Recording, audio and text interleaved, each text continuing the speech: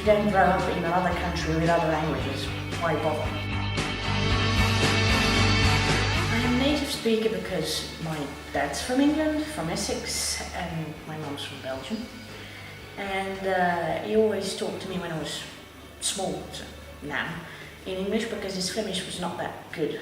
And the paediatrician always said, you always have to speak to her in English because your Flemish is not good enough and you're going to learn her wrong sentences, words, what have you.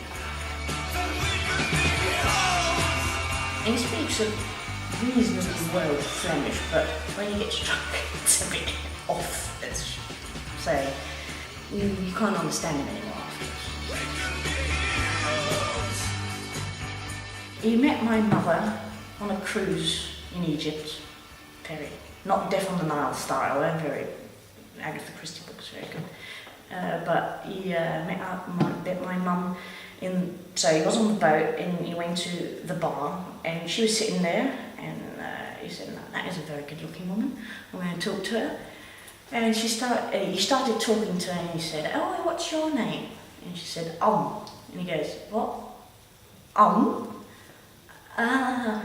Ian, come over. This is Oh, how do you write it down once?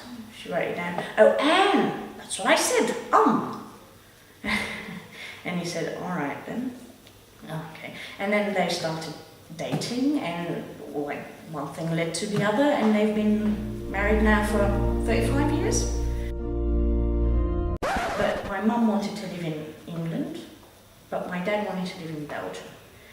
And my mum said, why do you want to live in Belgium? And he said, so many years ago, there's too much crime in London and it's safer if you've got children, if you have children, to live in Belgium. But I think he's a bit sad that he took that, so many years ago, he took that decision to come and live here. I've lived here now for all my life, so it's not really possible to go or live in England because I've got everything over here.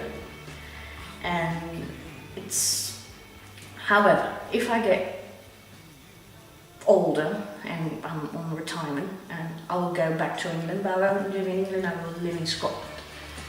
A lot of rain, I like rain.